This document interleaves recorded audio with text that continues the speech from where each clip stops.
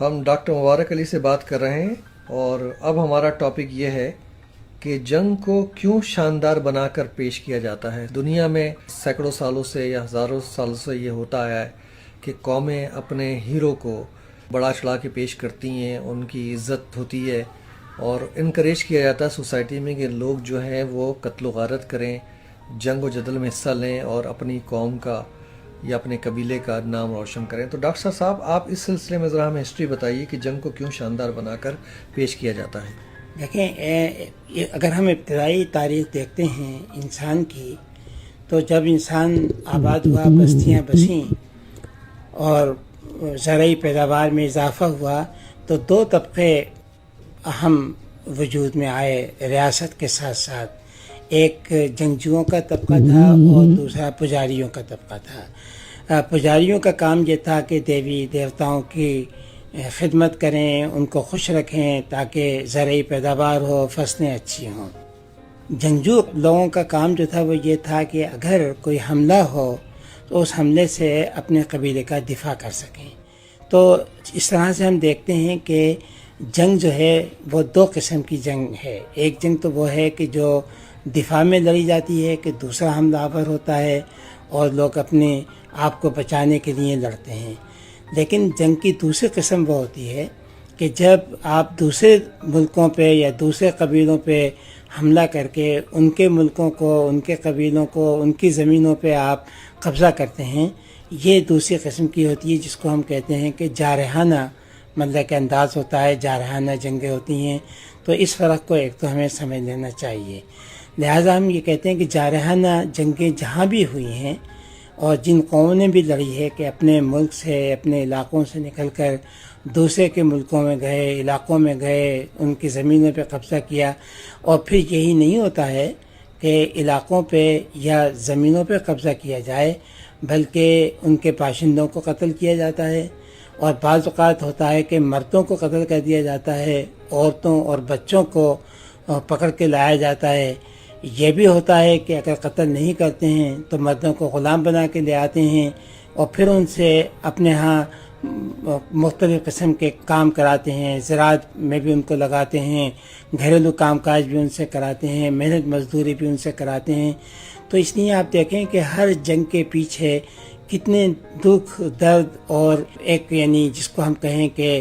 اذیت اور عذاب جو ہے وہ ہوتا ہے۔ یہ ان لوگ، خاص طور سے ان لوگوں پر جو لوگ شکست کھا جاتے ہیں۔ لیکن ذرا تھوڑی دیر کے لیے یہ دیکھیے کہ جنگ جب بھی ہوتی ہے تو جنگ میں مرنے والے،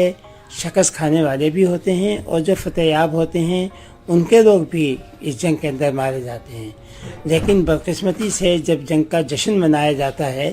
تو پھر کوئی مرنے والوں کو نہیں پوچھتا ہے اور فتح کے جشن جو ہے وہ مناتے ہیں۔ اس لیے ہم جنگ کی تاریخ میں جارحانہ جنگوں کی ہمیں مذمت کرنی چاہیے، اور ابھی بھی اگر ایسی جنگیں ہوں جو جارحانہ ہوں تو ہمیں مذمت کرنی چاہیے کہ یہ جنگیں جو ہیں انسانیت کے لیے عذاب ہوتی ہیں۔ لیکن ہوا یہ ہے کہ روایات کے تحت، مذہب کے تحت اور مختلف یعنی افکار و نظریات کے تحت تاریخ میں ان جنگوں کو ہمیشہ بہت شاندار اور عظیم بنا کر پیش کیا جاتا ہے، وہ جنگیں جو کہ جارحانہ ہوتی ہیں، اور جو ان جنگوں میں کامیاب ہوتے ہیں ان کو فاتح قرار دیا جاتا ہے۔ اور فاتحوں کی ہر سوسائٹی کے اندر بڑی عزت ہوتی ہے، ان کی شان میں قصیدے لکھے جاتے ہیں، ان کے مجسمے تراش کے جو ہیں وہ لگائے جاتے ہیں، تاریخ میں ان کو ہیرو کا درجہ دیا جاتا ہے۔ تو یہ جو رویہ ہے، اگر آپ تھوڑی دیر کے لیے دیکھیں، بڑے بڑے فاتحین جن کا ہم ذکر کرتے ہیں، تو یہ سب کے سب لوگوں کا قتل عام کرنے والے تھے۔ مثلا اگر آپ سکندر کو دیکھیں تو اس نے کتنے قتل عام کیے ہیں۔ یونان میں اس نے قتل عام کیے، پھر مشرق وسطیٰ میں آیا، یہاں قتل عام کیے۔ تو یہ لوگ تو عام لوگوں کے قاتل تھے، اور ایک طرح سے یہ لٹیرے بھی تھے کہ انہوں نے دوسرے لوگوں کے مال و دولت کو لوٹا، چاہے وہ تیمور ہو، چاہے وہ کوئی بھی دنیا چنگیز خان ہو، چاہے وہ قبلائی خان ہو۔ ان سارے لوگوں کی آپ اگر تاریخ دیکھیں، چاہے مغرب کا ہو یا مشرق کا ہو، تو ان جنگوں کے پیچھے، ان کی فتوحات کے پیچھے آپ کو یہی اذیت ناک کہانیاں جو ہیں وہ ملیں گی۔ اور جیسا پہلے بھی ہم نے کہا تھا کہ پوری تاریخ میں ایک بادشاہ ایسا ہے کہ جس نے اس جنگوں سے سبق سیکھا تھا، اور وہ اشوک تھا۔ جب کلنگ کی جنگ کے بعد اس نے میدان جنگ میں لاشوں کو دیکھا ہے، زخمیوں کو دیکھا ہے، ان کی تکلیف زدہ آوازوں کو سنا ہے، اور اس نے محسوس کیا ہے کہ جنگوں کے نتیجے میں کتنے خاندان تباہ ہوتے ہیں، کتنی عورتیں بیوہ ہوتی ہیں، بچے یتیم ہوتے ہیں، تو پھر اس کے بعد اس نے جنگ سے توبہ کر لی تھی۔ تو آج بھی اس بات کی ضرورت ہے کہ وہ ساری جنگیں جو جارحانہ انداز میں ہوتی ہیں، دوسروں کے مال و دولت پہ قبضے کے لیے، دوسرے ملکوں کی یعنی ملک کی وسعت دینے کے لیے، اپنی طاقت کو بڑھانے کے لیے، تو ایسی ساری جنگوں کی جو ہے ہمیں مذمت کرنی چاہیے۔ ڈاکٹر صاحب، ہم جب جنگ عظیم 1 اور 2 کا ذکر پڑھتے ہیں تو اس میں بھی ایک بڑی عجیب سی بات یہ نظر آتی ہے کہ وہ اس وقت وہ قومیں جو تھیں کسی ایک طرح کا ان پہ جنگ کا بخار چڑھا ہوا تھا کہ جو یورپین جو کنٹریز تھے کسی طرح وہ بس ایک دوسرے سے لڑنا چاہتے تھے، اور وہ سمجھتے تھے کہ یہ کوئی مذاق ہے، کوئی کھیل ہے۔ جو جنرلز تھے فوج کے ہر کنٹری کے ملک کے جو جنرلز تھے، وہ بھی ساری زندگی وہ یہ پلاننگ کرتے آئے تھے کہ جنگ کیسے کی جاتی ہے، جیتا کیسے جاتا ہے۔ تو وہ بھی یہ چاہتے تھے جنگ ہو، اور عوام بھی کسی طرح چاہتے تھے، اور یہ سمجھتے تھے کہ یہ جنگ شروع ہوگی اور ود ان فیو منتھس، کچھ مہینوں کے اندر اندر ہمارے لوگ جو ہے وہ جیت کے فاتح ہو کے واپس آ جائیں گے اور سب کچھ صحیح ہوگا۔ اور انہوں نے جب وہ فوجی جا رہے تھے تو ان پہ پھول نچھاور کر رہے تھے لوگ، عام لوگ، عورتیں، لڑکیاں، بچے بھیج رہے تھے، اور ترانے گائے جا رہے تھے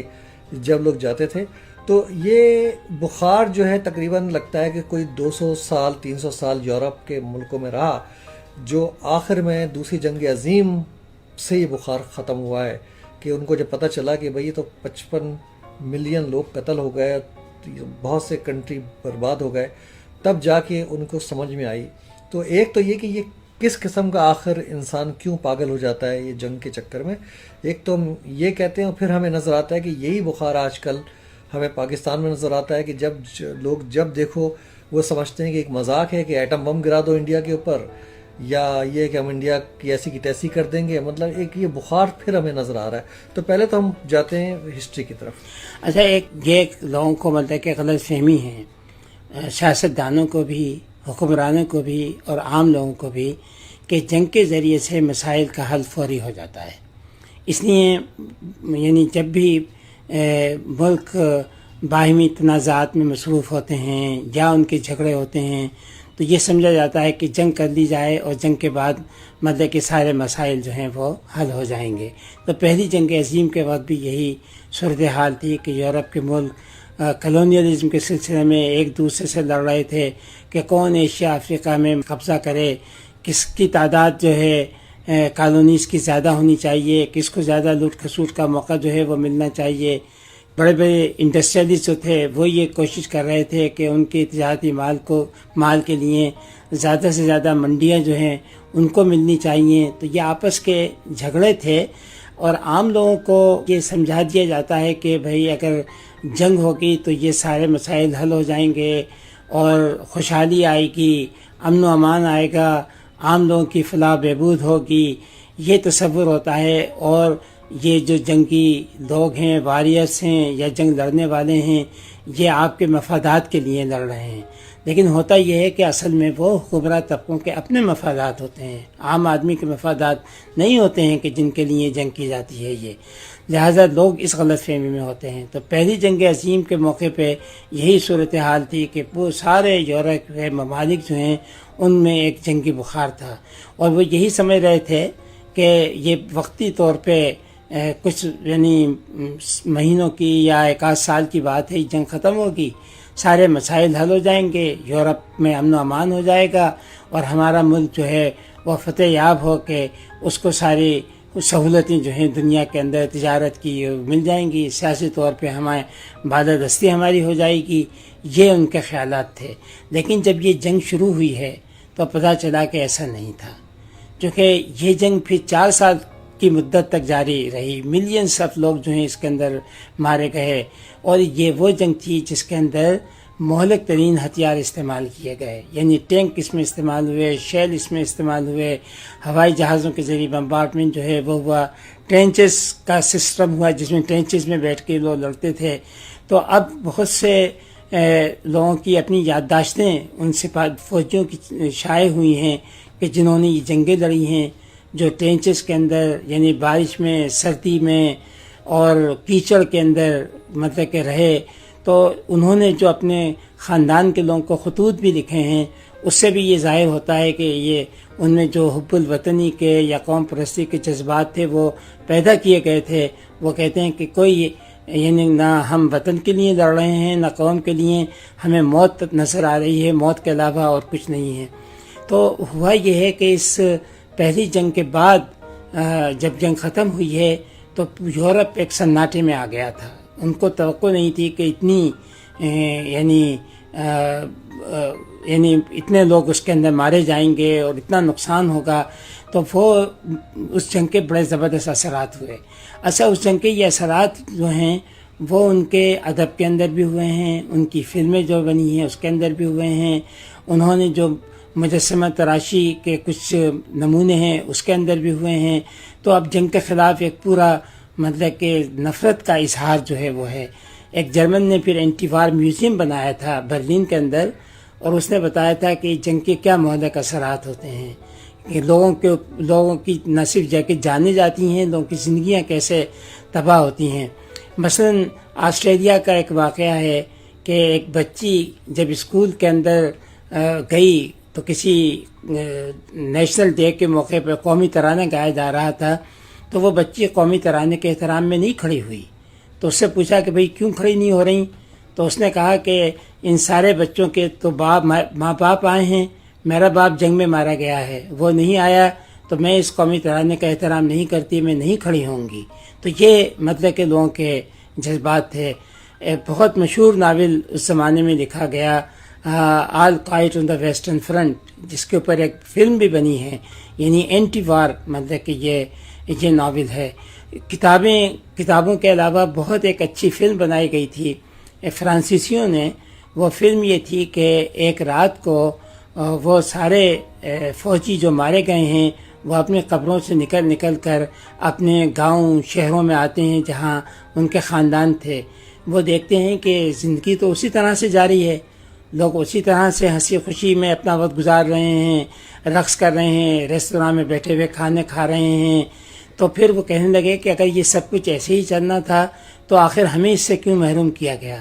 آخر ہمیں کیوں جنگ میں دھکیل کر زندگی سے ہمیں ہاتھ دھونا پڑے، اگر یہ دنیا اسی طرح سے جاری ہے تو اس جنگ کا کیا فائدہ۔ تو یہ لوگوں کے اندر بڑے مطلب کہ احساسات تھے۔ ایک بہت زبردست ناول اس زمانے میں لکھا گیا تھا، اور اس میں اس کا جو مفہوم ہے ایک ہے، وہ یہ کہتا ہے کہ او سر بریدہ لاشو اٹھو اور اپنے قتل کا حساب مانگو ان حکمرانوں سے جنہوں نے تمہیں اپنے مفادات کے لیے قربان کیا ہے۔ تم ان سے پوچھو کہ آخر تمہیں زندگی سے محروم کر کے انہوں نے کون کون سے فوائد حاصل کیے ہیں۔ اور جارج برنٹ شاہ نے پھر اس موضوع کے پر ڈرامے لکھے۔ تو جنگ کے بارے میں ایک فضا پورے یورپ کے اندر مطلب کہ قائم ہوئی، اور اینٹی وار موومنٹ جو تھیں، تحریکیں جو تھیں وہ چلیں کہ کسی طریقے سے امن و امان ہونا چاہیے۔ لیکن ہم دیکھتے یہ ہیں کہ یہ تمام مطلب کہ جنگ کے بارے میں جو تاثرات تھے، یہ جنگ کے بارے میں تاثرات عام لوگوں میں تو رہے، لیکن حکمراں طبقے جن کے اپنے مفادات ہوتے ہیں وہ ان تاثرات سے کوئی فائدہ نہیں اٹھایا، اور پہلی جنگ کے بعد دوسری جنگ عظیم جو ہوئی ہے وہ پہلی سے زیادہ بدتر تھی۔ اب یہ سوال ہے کہ اگر ہم جنگوں کی تاریخ کو دیکھیں، چونکہ پہلی جنگ کو 100 سال ہو چکے ہیں،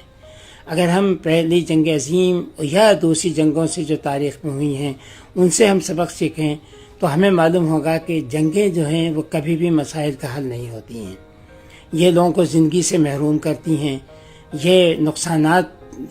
سے دوچار کرتی ہیں، یہ قوموں کو تباہی کی طرف جو ہیں وہ لے جاتی ہیں، چاہے ہم شکست کھائیں یا ہم فتح یاب ہوں۔ دونوں صورتوں کے اندر جنگیں جو ہیں وہ کوئی ہم استحکام پیدا نہیں کرتی ہیں۔ تو یہ چیز جو ہے ہمیں بھی سوچنا چاہیے کہ ہم نے بھی 3 جنگیں ہندوستان سے لڑی ہیں، اس تینوں جنگوں کے اندر ہمیں کوئی فائدہ نہیں ہوا،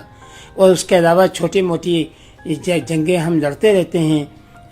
لیکن ان تمام باتوں کا کوئی فائدہ نہیں ہوتا ہے سوائے اس کے کہ ہم ایک لوگوں کے ذہنوں کے اندر جنگی جنون کو ہم پیدا کرتے ہیں، لوگوں کے ذہنوں کے اندر ہم خونریزی کے جذبات کو پیدا کرتے ہیں، ہم نفرت کو پیدا کرتے ہیں، سوائے اس کے مطلب کہ ہمیں کوئی اس کا مثبت نتیجہ اب تک ہمیں کوئی نہیں ملا ہے۔ تو تاریخ سے سبق سیکھنے کی ضرورت ہے، اور ہم جس طریقے سے فوجی لوگوں کو ہیرو بناتے ہیں، جیسے دوسری قوموں نے بھی بنایا یا ہم بھی بناتے ہیں، اگر ہم فوجی لوگوں کو ہیرو بنانے کے بجائے اپنے اسکالرس کو ہیرو بنائیں، اپنے اساتذہ کو بنائیں، اپنے ان لوگوں کو سماجی کارکنوں کو بنائیں جو خدمت کر رہے ہیں، تو میں سمجھتا ہوں کہ یہ معاشرے کے لیے زیادہ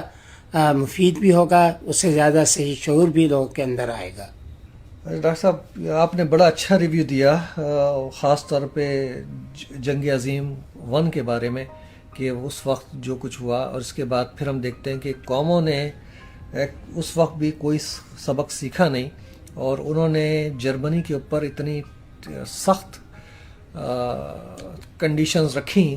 کیونکہ فرسٹ ورلڈ وار میں، پہلی جنگ عظیم میں جرمنی جو تھا اس کو شکست ہوئی تھی، اور انگلینڈ ہے، فرانس ہے، دوسرے ان ملکوں کو فتح ہوئی تھی، تو انہوں نے اس کو مجبور کر دیا کہ وہ دوسری جنگ کی تیاری کرے غالباً کچھ سبق سیکھے بغیر۔ اور اس وقت بھی کچھ انٹلیکچوئل تھے جنہوں نے یہ وارن کیا تھا، لوگوں کو بتایا تھا کہ جس راستے پہ ہم چل رہے ہیں اور جو سلوک ہم نے جرمنی کے ساتھ کیا ہے اس سے ایک اور جنگ ہوگی۔ اور کافی لوگ کہتے ہیں کہ جنگ عظیم 2 جو ہے وہ ایکچولی جنگ عظیم 1 کا ہی دوسرا حصہ ہے۔ تو ذرا دوسری جنگ عظیم کے بارے میں اس حوالے سے، تاریخ کے حوالے سے آپ بتائیے۔ اچھا، یہ بالکل بات آپ کی صحیح ہے، کیونکہ جب ٹریٹی آف ورسائی یعنی پہلے جنگ عظیم کے بعد یہ ورسائی کا معاہدہ ہوا، اور بڑا جوش و خروش تھا، اور خاص طور سے امریکہ کا پریزیڈنٹ ولسن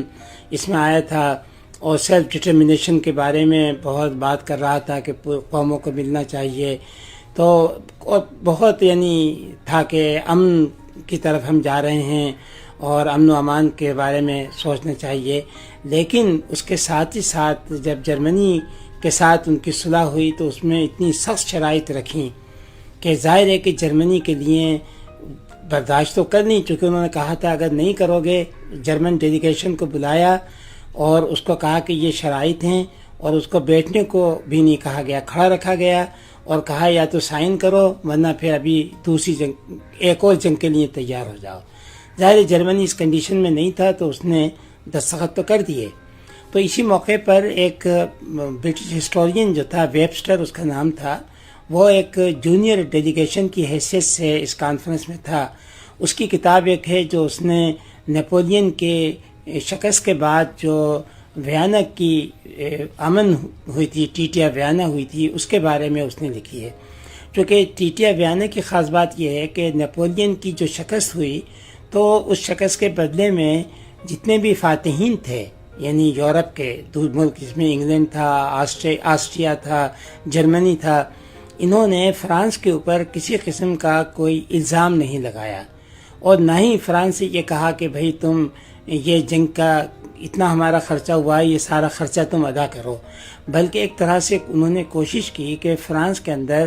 دوبارہ سے پرانے نظام حکومت کو لا کر وہاں پر سیاسی استحکام جو ہے وہ لایا جائے۔ تو یہ ایک مثال تھی تاریخ کے اندر کہ شکست خوردہ قوم کے ساتھ اگر آپ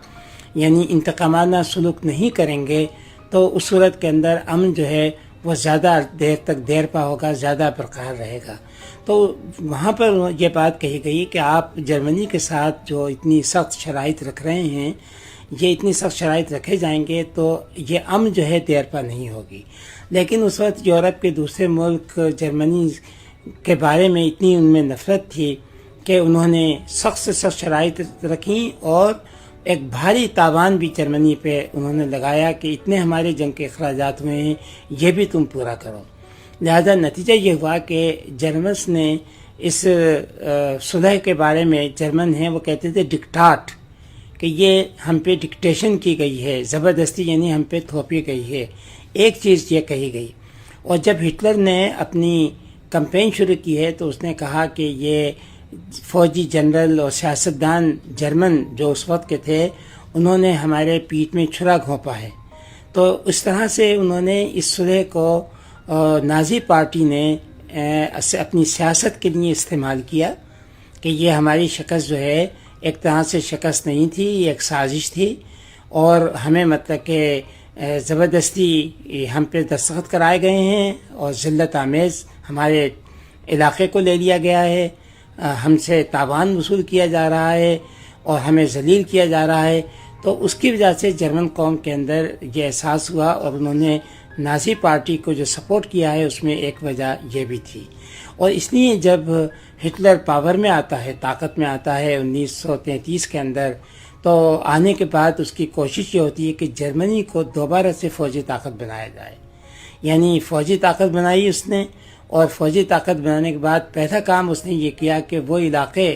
جو ان سے چھینے گئے تھے اس نے وہ علاقے دوبارہ سے اس نے واپس لیے. ایک مرتبہ وہ لیے، ان کی صورتحال کو ٹھیک کیا، معاشی استحکام پیدا کیا. اچھا، دوسری بات یہ ہے کہ آج یعنی یورپ والے ہٹلر کو برا کہتے ہیں، لیکن جب ہٹلر طاقت میں آیا ہے اور اس نے جرمنی میں معاشی اور سیاسی استحکام پیدا کیا ہے، تو چرچل کا ایک خط شائع ہوا تھا ٹائمز آف لنڈن کے اندر. چرچل کا خط یہ تھا ہٹلر کی تعریف کرتے ہوئے کہ آپ نے جو جرمنی کے لیے جو کام کیے ہیں،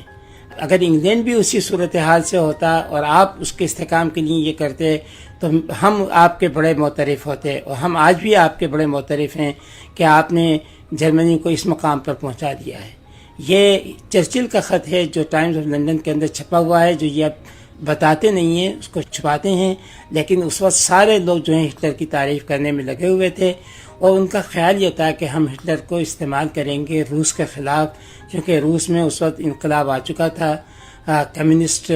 وہاں طاقت کے اندر تھے، تو اس کے خلاف استعمال کریں گے. تو امریکہ اور یورپ کے یہ سارے ملک جو ہے ہٹلر کی تعریفوں میں مصروف تھے، یہاں تک کہ 1935 میں نوبل پیس کمیٹی نے ہٹلر کو امن کا پرائز دینے کے لیے شارٹ لسٹڈ بھی کیا تھا، ہٹلر کو اور گاندھی دونوں کو. لیکن اب ہوا یہ ہے کہ جب ایک مرتبہ جرمنی طاقتور ہو جاتا ہے فوجی طور کے اوپر تو اور اپنے علاقوں کو واپس لے لیتا ہے، تو اب اس کی یہ خواہش ہے کہ توسیع سلطنت ہو، اور اس لیے اس نے خاص طور سے اس کا جو دلچسپی تھی وہ تھی مشرقی یورپ اور روس پہ قبضہ کر کے اور ان کو اپنی کالونی بنانا. اس کا یہ خیال تھا کہ سلاو لوگ جو ہیں یہ کمتر لوگ ہیں، لہٰذا ان کو غلام بنا کے ان سے کام لیا جائے اور جرمنی کے اقتدار وہاں تک پھیلایا جائے. اس کا ارادہ کوئی انگلینڈ سے یا فرانس سے یا امریکہ سے لڑنے کا نہیں تھا، لیکن ہوا یہ ہے کہ جب پولینڈ پہ اس نے حملہ کیا ہے تو پھر یہ سارے ملک آ گئے اس سے جنگ کرنے کے لیے. اس کو مغربی فرنٹ پہ بھی جنگ کرنا پڑی اور مشرقی فرنٹ پہ بھی روس سے بھی اس کو جنگ کرنا پڑی، اور بہرحال اس کا نتیجہ جو ہے وہ یہ ہوا، یعنی جرمنی 2 فرنٹس کے اوپر نہیں لڑ سکتا تھا، اس کو شکست ہوئی، خاص طور سے مطلب کہ روس کے ہاتھوں اس کو شکست ہوئی. لیکن اس کے ساتھ ہی ساتھ جو ہے وہ یہ ہے کہ اس کے جو حامی تھے دوسرے، اس میں یعنی اٹلی تو پہلے ہی مسولینی تو اقتدار سے ہٹایا جا چکا تھا، لیکن جاپان جو ہے وہ مسلسل جنگ میں مصروف تھا. جاپان کے بارے میں ہٹلر کا کہنا یہ تھا کہ یہ ایشیا کے آرین ہیں، یعنی ہم یورپ کے آرین ہیں، یہ ایشیا کے آرینس ہیں. اور جاپان جو ہے وہ چین کے اوپر قبضہ کرنے کا اس کے پلان تھے، اور فلپین اور یعنی مشرقی بعید کے ملکوں پہ، تو چین یہاں پہ اپنی علاقوں کو وسعت دے رہا تھا. اچھا، اس ساری جنگ کے اندر آخر کار امریکہ جیسے پہلی جنگ میں شریک ہوا تھا، دوسری جنگ کے اندر بھی وہ شریک ہوا، اور پھر خاص بات یہ ہوئی ہے کہ امریکہ نے اس موقع کے اوپر ایٹم بام جو ہے وہ ان کو تیار کیا. حالانکہ جرمن سائنسداں جو ہیں وہ ایٹم کو پہ اس سے دریافت کر چکے تھے، لیکن انہوں نے ہٹلر کو نہیں بتایا تھا. ان کا یہ خیال تھا کہ اگر ہم نے ہٹلر کو بتا دیا تو ہٹلر کہے گا کہ اس کو فوراً تیار کرو، اور اگر ہم تیار کریں تو وہ شاید اس کے استعمال کے اوپر بھی تیار ہو. لیکن جب جرمنی کو شکست ہوتی ہے تو پہلا کام جو اتحادی فوجی کرتے ہیں وہ یہ کہ گوٹنگن یونیورسٹی میں جہاں اوٹو ہان جو ان کا فزکس کا مشہور پروفیسر تھا، اس کی لیبارٹری تھی، امریکنس اس کی وہ لیبارٹری پوری کی پوری اٹھا کے امریکہ لے گئے ہیں. اور جرمن سائنٹسٹوں کو کچھ تو رشین دے گئے، کچھ امریکن دے گئے، اور امریکہ میں انہی کی مدد سے انہوں نے ایٹم بم تیار کیا، اور پھر یہ ایٹم بم انہوں نے ہیروشیما اور ناگاساکی پہ حملہ کر کے جاپان کو اس طرح سے انہوں نے ختم کیا. تو یہ ایٹم بم انہوں نے جرمنی پہ استعمال نہیں کیے، چونکہ جرمنی پہلے ہی شکست کھا چکا تھا. یہ ایٹم بم انہوں نے جاپان پہ استعمال کیے. تو ان ایٹم بمز کی تباہی کے بعد دنیا نے دیکھا کہ جنگیں جو ہیں اب صرف میدانی جنگ تک محدود نہیں رہتی ہیں، بلکہ یہ جنگیں جو ہیں شہروں میں بھی پھیلتی ہیں، اور اب نئے ویپنز جو آئے ہیں ان کی جو تباہی ہوتی ہے وہ تباہی ایسی ہوتی ہے کہ جہاں پر پھر کوئی زندہ انسان کیا، کوئی زندہ جانور بھی پھر اس علاقے میں نہیں رہ سکتا ہے. تو یہ سبق سیکھا، یورپ نے ضرور سیکھا ہے. انہوں نے اپنے آپ کو متحد کر کے وہاں سے جنگ کے امکانات کو ختم کر دیا ہے، لیکن ابھی بھی امریکہ کے جنگی عزائم جو ہیں اپنی جگہ ہیں. اور اب ہمیں بھی تھوڑا سا سیکھنا چاہیے کہ ایٹم بم جو ہے وہ کوئی معمولی بم نہیں ہوتا ہے کہ جس کو آپ استعمال کر کے یہ سمجھتے ہیں کہ آپ نے کوئی ایک علاقے کو یا شہر کے ایک حصے کو آپ نے تباہ برباد کر دیا، بلکہ اس کی تباہی نہ صرف وہاں تک ہوتی ہے بلکہ اس سے باہر بھی نکل کر پھیلتی ہے، اور اس کے اثرات اتنے مہلک ہوتے ہیں کہ انسان جو مر جاتے ہیں وہ شاید زیادہ خوش قسمت ہوں، جو زندہ رہتے ہیں وہ زندگی بھر بیماریوں میں معذوری کی حالت میں زندگی گزارتے ہیں، وہ ایک عذاب ہوتا ہے. تو جنگ جو ہے وہ کوئی بچوں کا کھیل اب نہیں رہی ہے. بہت ہتھیار جس طریقے سے آ گئے ہیں، یہ ہتھیار جس طریقے سے تباہی لا رہے ہیں، اس سے اب سبق سیکھنے کی ضرورت ہے. اچھا ڈاکٹر صاحب، یہ ایک ہسٹری سے ایک بات ہمیں پتہ چلتی ہے کہ جرمنی کل تک یعنی دوسری جنگ عظیم تک امریکہ اور انگلینڈ اور فرانس کا سب سے بڑا دشمن تھا، اور اب جو ہے وہ ان کا بہترین دوستوں میں سے ایک طرح سے وہ نیٹو کا پارٹ ہے. اس کا مطلب ہے کہ ان تمام ممالک کا یہ معاہدہ ہے کہ اگر کوئی حملہ کرے گا تو سب اس پہ حصہ لیں گے. تو جب امیچور قومیں ہوتی ہیں یا اپنے مفادات کے تحت وہ عمل کرتی ہیں تو وہ ایک دوسرے کے جانی دشمن ہوتے ہیں، ایک دوسرے کے لاکھوں کروڑوں لوگوں کو قتل کرتے ہیں، مگر ایک وقت ایسا آتا ہے کہ وہ ایک دوسرے کے دوست بن جاتے ہیں. اب اس پہ ہم یہ دیکھیں کہ ان لوگوں کا اب کیا ہوگا جو اس جنگ میں مارے گئے، جن کا خون بہا، وہ خسارہ کیسے پورا کرے گا، کون ان کو نئی زندگی دے گا دوبارہ. تو یہ ایک بڑا عجیب سلسلہ ہے دنیا کا کہ ہم آج لڑتے ہیں اور کل دوست بن سکتے ہیں. تو اسی طرح ہمارا پاکستان اور انڈیا کے حوالے سے بھی ہم دیکھیں کہ آج ہم ایک طرح سے جنگ کا ہی ماحول رہا ہے 65 سال میں، جس میں ہم نے ایک دوسرے کے فوجیوں کو قتل کیا ہے، اور اب بھی یہ بخار ہے اور دونوں ملکوں میں ہے. وہاں پہ ہندو ایکسٹریمسٹ ہیں، وہ بھی جنگ کے لیے ہر وقت تیار رہتے ہیں، اور خاص طور پہ مودی کے آنے سے غالباً یہ خطرہ اب اور بڑھ گیا ہے. کیا کہتے ہیں آپ اس سے؟ اچھا، یہ دیکھیں بات اس میں یہ کہ یہ آپ نے صحیح کہا کہ یورپ کی تاریخ ہم دیکھتے ہیں تو انگلینڈ اور فرانس جو ہیں بہت جنگیں ہوئی ہیں، لڑائیاں ہوتی رہی ہیں، اور سب سے آخر میں تو جیسے نیپولین نے پوری کوشش کی تھی کہ انگلینڈ پہ حملہ کر کے اس کو تباہ برباد کر دے. پھر ہٹلر کے زمانے میں یعنی بمبارڈمنٹ بھی ہوئے ہیں، اور یہ ہوا ہے کہ انگلینڈ کو ختم کر دیا جائے. تو ان کی آپس کی سب جنگیں بہت ہیں.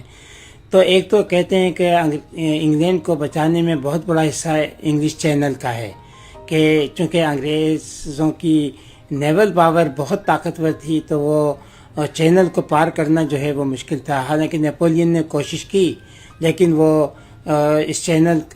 اس کی نیوی اتنی طاقتور نہیں ہوئی، اور ٹرافلگر کے مقام پر نیلسن نے نیپولین کو ڈیفیٹ دی. اسی لیے نیلسن انگلینڈ کا بڑا زبردست ہیرو ہے. آپ نے دیکھا ہوگا ٹرافلگر اسکوائر میں بہت بڑے مینار پہ اس کا مجسمہ جو ہے نصب ہے. اتنا اونچا مجسمہ کسی ادیب و شاعر کا نہیں ہے جتنا بڑا مجسمہ نیلسن کا وہاں یعنی موجود ہے. تو یہ تھا کہ ان تمام جنگوں کے بعد آباد جب، اور خاص طور سے دوسری جنگ عظیم کے بعد جب صورتحال بدلی ہے، تو اب یعنی یورپ کے بارڈرز جو ہیں وہ بھی کھل گئے ہیں. اور آپ دیکھیں کہ انگلینڈ اور فرانس کے درمیان اب زمیندوز یعنی ٹنل بنا دی گئی ہے، تاکہ چینل کے ذریعے نہیں بلکہ ٹرین کے ذریعے یا بسوں اور گاڑیوں کے ذریعے سے آپ ایک دوسرے کے ملکوں میں جا سکتے ہیں. تو یورپ نے تو اپنے آپ کو متحد کر کے ایک کر لیا ہے اور یہ فیصلہ کر لیا ہے کہ آپس میں تو اب وہ جنگ نہیں کریں گے. اچھا، اب یہ ہے کہ وہ میرا خیال سے ایسا معلوم ہوتا ہے کہ جنگ کرنے کا کام انہوں نے امریکہ کے حوالے کر دیا ہے کہ وہ مالی مدد دیں گے اور نیٹو کے ذریعے فوجی مدد بھی دے دیں گے، لیکن خود اب وہ ذاتی طور پہ توسیع سلطنت میں یا کالونیز بنانے میں یا جنگوں کے اندر اب ان کی کوئی خواہش جو ہے وہ نہیں رہی ہے. اچھا، یہی چیز میرے خیال سے ہمیں سوچنا چاہیے کہ پاکستان، ہندوستان ایک ہی بر صغیر کا حصہ ہیں. یہ 47 ہے جس کے اندر ہم الگ ہوئے، ایک الگ ملک بنا ہے، لیکن یہ کہ یہ ہم حصہ ہیں بر صغیر ہندوستان کا. تو ایک لحاظ سے دوسری جانب رہنے والے جو ہیں وہاں بھی ہمارے مسلمان ہونے کی حیثیت سے دیکھیں تو بہت سے ہمارے رشتہ دار بھی ہیں، اور ہمارا کلچر، زبان وہ بھی بہت حد تک یعنی خاص طور سے شمالی ہندوستان سے ہمیں ملتی ہے. تو اس وجہ سے ہمیں یہ بھی دیکھنا چاہیے کہ ہم نے اپنی اتنی جنگیں جو کی ہیں ان سے کوئی فائدہ بھی نہیں ہوا ہے. اچھا، یہ بات بالکل صحیح ہے کہ ہندوستان میں بھی جنگی جنون ہیں، وہ لوگ ایسے لوگ ہیں یعنی انتہا پسند ہندو، انتہا پسند وہ بھی جنگ چاہتے ہیں، لیکن اگر ہم بھی انہی کی طرح سے جنگ کی خواہشات رکھیں اور جنون کا مظاہرہ کریں تو پھر مسئلوں کا حل کبھی نہیں ہوگا. میرا خیال ہے کہ ہمیں اپنی طرف سے یہ کوشش کرنی چاہیے کہ ہم مسائل کا حل پرامن طریقے سے حل کرنے کی کوشش کریں، اور اس کا طریقہ جو ہے وہ یہ ہے کہ دونوں ملکوں کے درمیان زیادہ سے زیادہ کلچرل ریلیشن شپ جو ہے وہ ہونا چاہیے، دانشوروں کے تبادلے ہونے چاہیے، اساتذہ اور طلبہ جو ہیں وہ آنے چاہیے، سیاستدان آپس میں بیٹھ کے گفت و شنید کریں، مذہب کے لوگ جو ہیں وہ آئیں، کیونکہ جب لوگ ایک دوسرے سے ملیں گے، آئیں گے تو وہ بہت حد تک غلط فہمیاں جو ہیں وہ دور ہوں گی. تو ہمارا فیوچر جو ہے، مستقبل جو ہے وہ جنگ کرنے میں نہیں ہے بلکہ پرامن رہنے کے اندر ہے، نہ صرف ہندوستان سے بلکہ اور جو دوسرے ہمارے ہمسایہ ہیں ان کے ساتھ بھی ہمیں امن و امان برقرار رکھنا جو ہے ہمارے لیے بہت ضروری ہے. ڈاکٹر صاحب، ایک سوال ذہن میں یہ آتا ہے، نیوکلیئر وار یا نیوکلیئر ویپن جو ہیں اس کے حوالے سے ڈاکٹر نوم چومسکی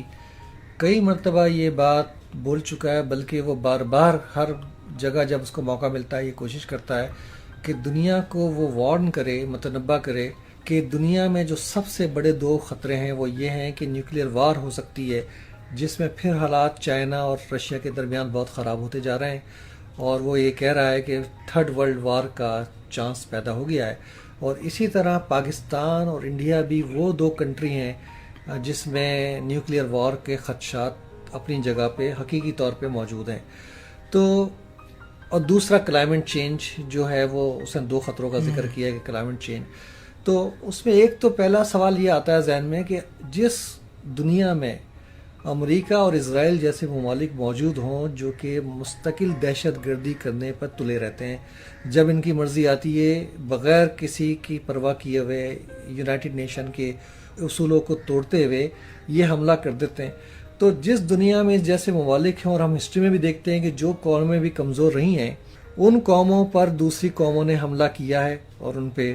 قبضہ کر کے ان کے ریسورسز کو لوٹا ہے. تو اس قسم کے حالات میں اور اس دنیا میں رہتے ہوئے جہاں اس قسم کے ٹیررسٹ ممالک موجود ہیں،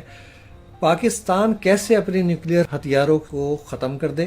یہ ایک ذہن میں سوال آتا ہے، ہمارے نوجوانوں کے بھی آتا ہے کہ بھئی یہ کیا بھروسہ کہ کل اسرائیل حملہ کر دے، کیا بھروسہ کل امریکہ حملہ کر دے. تو اگر ہمارے پاس نیوکلیئر ویپن ہیں تو ایک طرح سے ہم اپنی حفاظت کر رہے ہیں، لیکن یہ بڑا مشکل سوال ہے کیونکہ اس کی جو تباہی ہمارے سامنے ہے اس کی بھی کوئی تصور نہیں کر سکتا، جو تباہی ہمارے سامنے اگر ہم راستے پہ چل رہے ہیں. لیکن کیسے ہم ان ممالک سے اپنے آپ کو بچائیں گے؟ اور اس میں انڈیا میں بھی اگر مودی جیسے لوگ آ جائیں یا اسی قسم کے دوسرے لوگ، اور اگر ان کا دماغ خراب ہو جائے تو ان سے بھی پاکستان کو بہرحال ایک خطرہ موجود ہے. تو اس صورتحال میں آخر کس طرح ہم اپنے نوجوانوں کو یا قوم کو یہ کنونس کر سکتے ہیں کہ وہ نیوکلیئر ویپن کو ختم کریں؟ اچھا، یہ بڑا ویسے صحیح آپ نے کہا، بڑا پیچیدہ سوال ہے، کیونکہ مسئلہ جو ہے وہ یہ ہے کہ اگر کوئی ایک قوم طاقتور ہو جاتی ہے تو وہ طاقت جو ہے اس کو اس بات پہ اکساتی ہے کہ اب دوسری کمزور قوموں کو یا جن کے پاس ٹیکنالوجی نہیں ہے یا ہتھیار نہیں ہیں ان پہ قبضہ کر کے اور ان کو اپنے زیر دست کرے. یہ ظاہر ہے تاریخ کے اندر یہ بالکل ہوتا رہا ہے کہ طاقتور کمزور پر حکومت کرتے رہے ہیں. اور یہ نیوکلیر ویپنز کا مسئلہ بھی یہ ہے کہ سب سے پہلے دیکھیں امریکہ نے بنائے اور انہوں نے استعمال بھی کیے. ایک تو ہوتا ہے نا بنانا اور پھر استعمال بھی. انہوں نے یہ نہیں کیا کہ ایک ہی شہر پہ کرتے، انہوں نے 2 شہروں پہ کیے تاکہ 2 مختلف قسم کے تجربات جو ہیں وہ ان کے سامنے آئیں. اچھا، اس کے بعد ظاہر ہے کہ روس کو خطرہ یہ تھا کہ اگر اس نے نہیں بنایا تو جو کولڈ وار چل رہی تھی اور کمیونزم کے خلاف جو ایک ہنگامہ تھا تو امریکہ جو ہے وہ اس پہ حملہ کر کے اس کو تباہ کر دے گا. لہٰذا اس نے بھی پھر ایٹامک ہتھیار جو ہے اس نے بھی تیار کیے.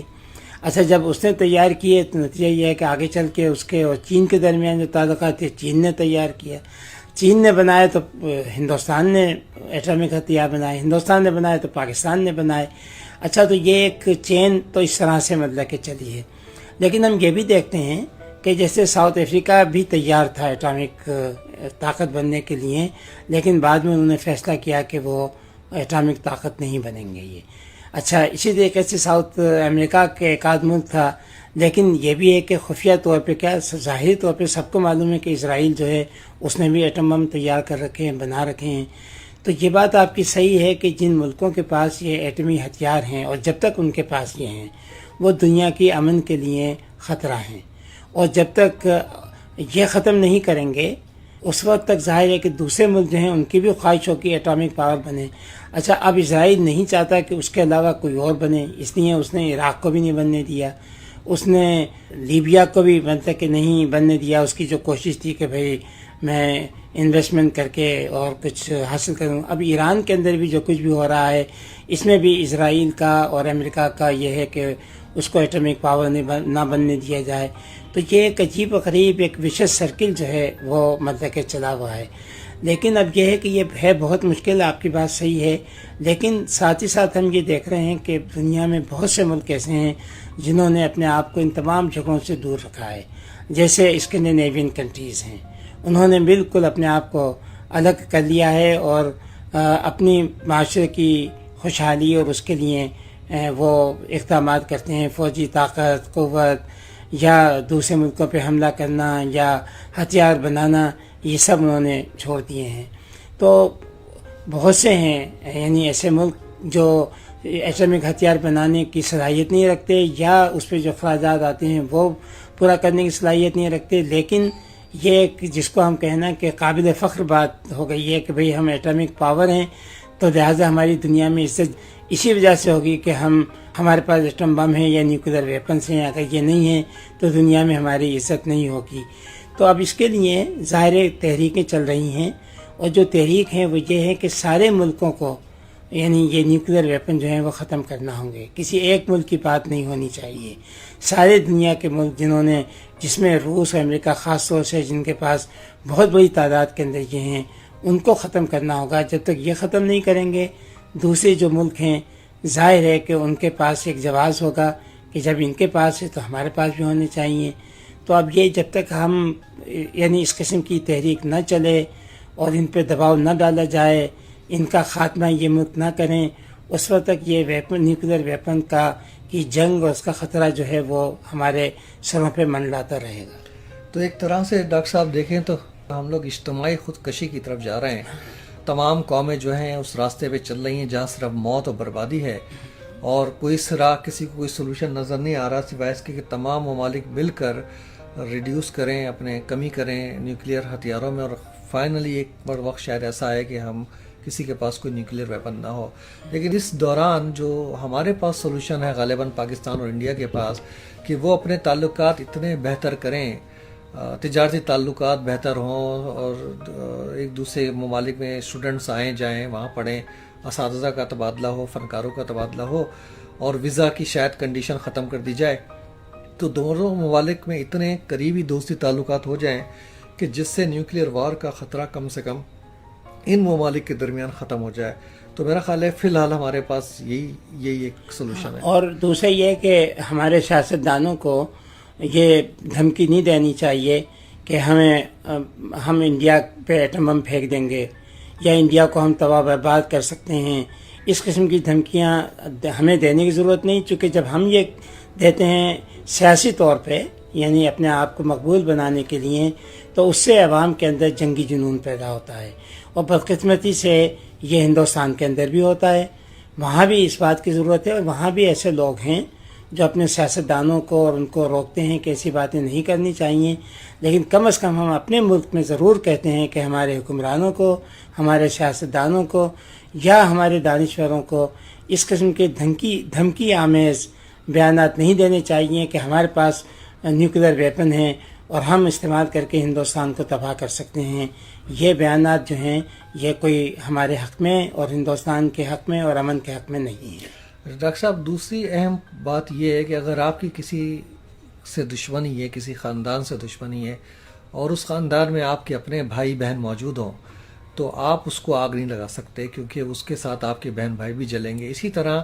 یہ بات شاید لوگ نہیں سوچتے کہ انڈیا میں پاکستان سے